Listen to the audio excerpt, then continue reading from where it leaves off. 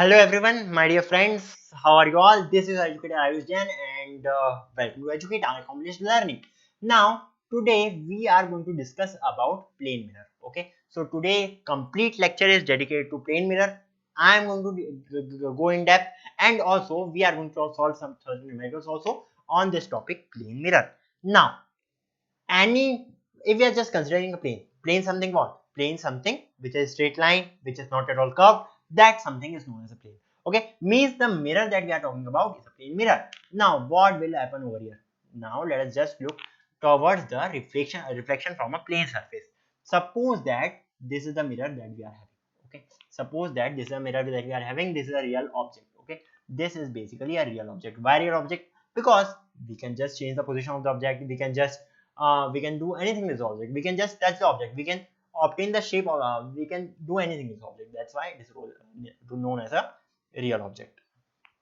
Okay, so what is happening with a real object? We have seen that the rays of the light diverge. Okay, the rays of the light diverge. So because the rays of the light diverge from the real object, we can say real source of light, we can say that it will go something like this. Similarly, it will also go something like this. Basically, there will be many rays, something like this also, something like this also, something like this also, something like this also. But for simplification, I am just marking here two rays. What will happen after this? Now we are going to obtain the image. When will the image form? It will be found behind the mirror, and this image is basically a real image. This is going to be basically a real image, and because it is going to be a real image, the rays of light must converge. Yes, the rays of light must converge. So these rays of light will converge at a particular point, and that particular point is known as the image. Okay, so this point is clear. Means we are going to get an image somewhere over here, and this image will be present at a distance, like the object was present at a distance d from the mirror. The image will also be present at a distance d from the mirror. This you keep in mind. Something like this also, this object was treated as of having negligible dimensions, we can say, or a point object. Okay, we can treat it as a point object, but here this is not a point object. This object is AB object. Okay, this object is AB object. Now what is happening? We are just passing the rays over the mirror. Okay, something similar is happening from point A. We are just passing the rays. From point B, we are just passing the rays, and the final image that we are going to get is basically A dash B dash. Okay, this is the final image that we are going to get. Now here AB, the size of AB, the size of the object will be basically equals to A dash B dash. Just keep in mind the size of the object, never size of the image is never less than or greater than the size of the object when it is passed through a plane mirror. Okay, so the size of the object and the size of the image will both be equal. Okay, also the distance, let it be distance d, the distance will also be equal. Okay, this distance will also be equal in this particular case. You can consider this. So this is all about reflection from a plane surface. Now we are going towards certain points or certain properties of a plane mirror. Now the first point that we are going to towards is something like this. Suppose the mirror is kept inclined. Okay, suppose this is a mirror and it is kept somewhat inclined from the vertical or from the horizontal. Okay, it is kept somewhat inclined. Now where will the image of the object form? Is it something like this, that object is present over here and at a distance d the image is formed over here? No, it is not like that, because I told you previously also that the image will always be perpendicular to the mirror. The object will reflect always perpendicular to the mirror. Means because it is reflecting perpendicular to the mirror, we are going to get an image at the same distance of what the distance is between the object and the mirror. Okay, so the distance will not at all change. Suppose this is distance d, so this distance will also be equal to d. Okay, means they both are separated by a distance d. Is it clear to you? Okay, so moving to the next property, field of view. What is this field of view? If we are just talking about the field of view is something from where the image can be seen. If we go outside the field of view, the image cannot be seen. Means suppose this is our field of view in this particular case. If we are seeing an image from this particular point, or from this complete shaded portion, if we are looking towards the image, we can say that the image is visible to us. But if we are just out of this plane, okay, if we are just seeing the looking towards the image from out of this plane, the image will not be visible to us. Okay, but how to make this field of view? How can we make this field of view? What you have to do? You have to do nothing. Yes, you just have to just pass this incident ray towards the extremity of the mirror. Mark this normal. This angle of incidence will always equal to angle of reflection. Just mark this point. You have to just extend this point a line, and it will it may be extended somewhere over something like this. Now pass to another extremity, pass this ray of light to another extremity. What will happen? This will be the normal, this will be the reflected ray. What you have to do? You have to just extend this point and extend this line, and you will get a point on which both the lines coincide. Okay, and that point is particularly known as the image of the object. That point is known as the image of the object. Okay, so in the field of view only, we can easily mark the field of view by extending this line towards the left. Okay, you can just extend this line towards the left, and this complete portion that you are going to get, it is basically the field of view. Another example, something like this only, where we have just changed the position of the object, and here the field of view that you are getting is somewhat like this. Okay, now moving ahead, when the mirror is rotated by an angle theta, okay, suppose this is the mirror. Okay, this is the mirror. Suppose that the ray of light is striking somewhere over here. Okay, it is striking somewhere over here. Now if I just if I just change the inclination of the mirror, okay, if I just change the inclination of the mirror, is this point changing? Do you think this point is changing? No, this point is not changing. Means the incident ray will strike at the same point, but we have just changed the angle of the mirror. So let us just look towards here. I think I should make another diagram because explaining this in this will be, I think, difficult.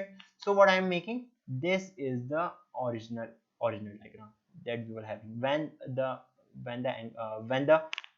mirror was not inclined. This is the normal. This is basically the incident ray. Okay, this is the incident ray, and this is the reflected ray. Okay, now what we have done, we have just changed the inclination angle. We have just changed the angle here of the mirror. Okay, and suppose this angle is angle theta. Now, will the normal also change? Will the normal also change? Yes, the normal will also change. Why? Because the normal will now form something like this. Yes, because this is the perpendicular line. Let it be n dash. Okay, the normal will form something like this. Now you can easily look that, you can easily see that the new angle of incidence, will be what? This is the new angle of incidence. Okay, but the previous angle of incidence was what? This was the previous angle of incidence. Okay, let it be angle I, as it is over here. Okay, let it be angle I, and the new one will be, look, this is also 90-degree, and this is also 90-degree. Okay, both of them are 90-degree, but here is deflection of theta, means here also there will be a deflection of theta only. Okay, so here this angle will be angle theta, and because this angle is angle theta, we can say that the angle which is formed means this angle, the new angle of incidence, it will basically equals to I minus theta. Okay, the new angle of incidence will be equals to the new angle of incidence will be I minus theta. And we know that angle of incidence is basically equals to what? It is equals to angle of reflection. So new angle of incidence is equals to what? New angle of incidence is equals to I minus theta. Okay, and new angle of reflection is equals to what? New angle of reflection is equals to R minus theta. I minus theta again. Means the angle of the reflected ray is basically deflected by what? The reflected ray is reflected by 2 theta. Okay, the deflected ray is getting deflected by 2 theta. Means this angle that you will be getting, will be equals to 2 theta. Okay, so it was basically a simple thing, and you must remember that reflected ray rotates by an angle of theta when the mirror is rotated by an angle theta. Okay, so this point is also clear. Now the minimum length of the plane mirror to see one's full height is h by 2. We have to just prove it. So it's a simple thing. What you have to do, you have to just suppose this is your eye. Okay, this is a man, so this is man's eye. What is happening? This eye is the ray of light from this particular eye is striking at the extremity, and because it is striking at the extremity, we are just making normal over here, and we are making a reflected ray. We know that this angle and this angle are going to be equal.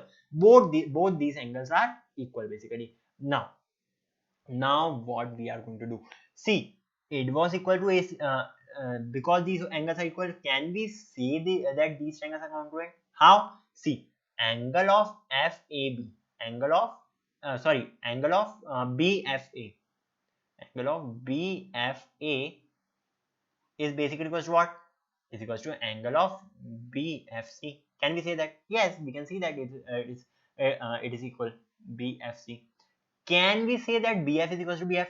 Oh, that's a simple thing. BF is equals to BF because that's nothing to explain like this over here. BF is equals to BF. Yes, we know that one side is equal means. Okay, so BF is equals to BF. Can we say that angle ABF and angle CBF, angle ABF and angle CBF, are they equal? Oh my god, they are 90 degree. Yes, so they are equal. So can we say that both these triangles are congruent? Yes, both these triangles are congruent. So if this length is x, can I say that this length is also x? Yes. If this length is y, can I say that this length is also y? Yes. So if I just measure the complete height of the man, can I say that it is 2x plus 2y? Yes. Means if the height of the mirror is x plus y, the height of the man that we are getting, it is equals to 2x plus 2y. Which means what? Which means that the minimum length of the plane mirror to see one's full height is basically equals to h by 2. Okay, so that's a simple thing. Let us move to the last property that I have kept over here for this particular lecture. So the last property says what? The man is standing midway between the wall and the mirror. Suppose this is the wall, this is the mirror, and the man is standing somewhere over here. Wants to see his full image. Okay, the man wants to see his full image, wants to see the full height of the wall in the plane mirror. The minimum length of the mirror should be h by 3. We have to just prove that. So we have just proved something like this, that if this distance is x, so this will also be x. If this is y, so this will also be y. But if I say that these both triangles are congruent, means the sides are varying in proportion. So if this becomes 2l, okay, suppose this is basically equals to l, and this becomes 2l, this is equals to 2l. If one of the dimension is just doubling, will the other dimension also double? Yes, the other dimension is also going to double. So I can say that it will become 2x, and similarly it will become 2y. Means the total height of the wall that we are going to get is 2x plus y plus x plus 2y, which is basically equals to 3 into x plus y. So the total height of the wall is equals to 3 into x plus y, and the height of the mirror was basically equals to x plus y. Means the if we just consider it as height h, can we say that the mirror is h by 3? Can we say that the height of the mirror is h by 3? Yes, we can say that.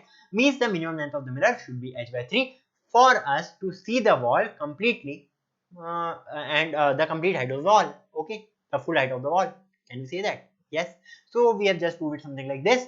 Now this numerical which I am showing is somewhat similar like this.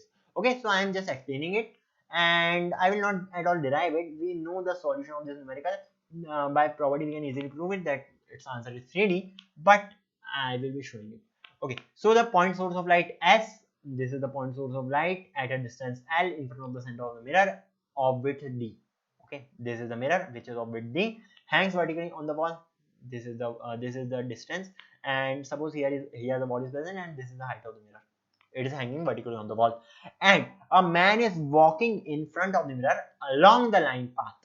A man is somewhat walking like this, or means at a particular time he's present over here, at a particular time he's present over here, at a particular time he's present over here, at a particular time he's present over here. Means his position is changing with respect to the source or the mirror, or you can consider anything. Okay, so his position is changing with respect to mirror.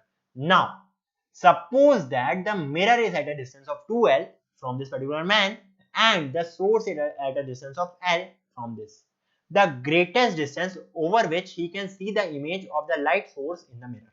Okay, so what we have to see? We have to just calculate the maximum distance for which he can easily see the source of light in the mirror.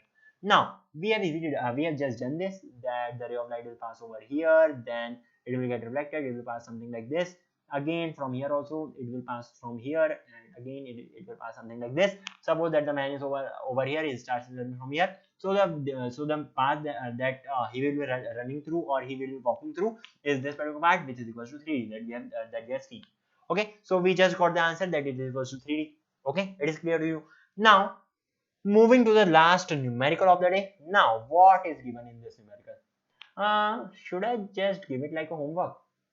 Should I? Yes, I should give it like a homework. But I think that I should explain it also. But I will give you certain highlights of this numerical, and you are going to try it yourself also by your own at home, so that your practice goes on continuously. Now, here what is happening? Suppose this one is the incident ray, it is just incident to the mirror number 2, from where it is reflected, and this reflected ray becomes incident ray for mirror number 1, and again from mirror number 1 also it gets reflected, and when it gets reflected, it is seen that both these the mirror and the reflected ray 2 are parallel. Okay, these two are parallel, and these two are also parallel. Okay, these two and these two are also parallel. Can we say that this figure form is a rhombus? Yes, we can say this. Now here we are just given angle theta, and we are given nothing. We have to just find the angle theta which is present over here. Okay, so how can we find? See, if this angle is theta, can I say that this angle is also here theta? Okay, can I say this, that this angle is also theta? And if this angle is theta, okay, if this angle is theta, can I say that by adjacent angle this angle is also theta? Okay, by adjacent angle this angle is also theta. And if this angle is theta, okay, is this angle is theta, can I again say that by adjacent angle this angle is also theta? Okay, so this angle is also become theta. And can I say so just forward only? Can I say that this angle is also theta? Yes, I can say that this angle is also theta. Okay, so we have just marked angle theta over here. Now suppose that this is normal. Okay, this is normal to it, and this is also a normal to it. Okay, this is also normal to it. If I say that this angle is angle alpha, okay, if I say that this angle is angle alpha, will this angle be also angle alpha? Yes, will this angle be also angle equal to angle alpha? Yes, it will be equal to angle alpha. And if this angle is equal to angle alpha, will this be equal to alpha? Yes, this will also be equal to alpha. And if this is equal to alpha, will this be also equal to angle alpha? Yes, this will also be angle alpha. Now look towards here. We have just marked certain angles over here. Okay. If these two angles are angle alpha, this angle is theta, can I say that? See, this angle and this angle, okay, this angle and this angle will be equal. Why? Because of adjacent angles. Okay, or you can make a figure something like this. Okay, so you can name it vertical opposite also, but by adjacent angle, this angle and this angle are equal. So I can name this angle as angle theta also. And see here also alpha deflection, here also to alpha deflection, here also to alpha deflection, means this angle is also theta, and because this angle is also theta, means what we are getting, we are just getting all the three angles as angle theta, means that we are getting the sides, the angles as theta, and we know that the sum of angles of a triangle are basically equals to what? It is basically equals to 180 degree, means the angle theta that we are going to get, it is equals to 60 degree. So this is the solution to this particular question, means the angle theta that we are getting is equals to 60 degree. Okay, so that's all about plane mirror. In the next one we are going to start with the spherical mirror.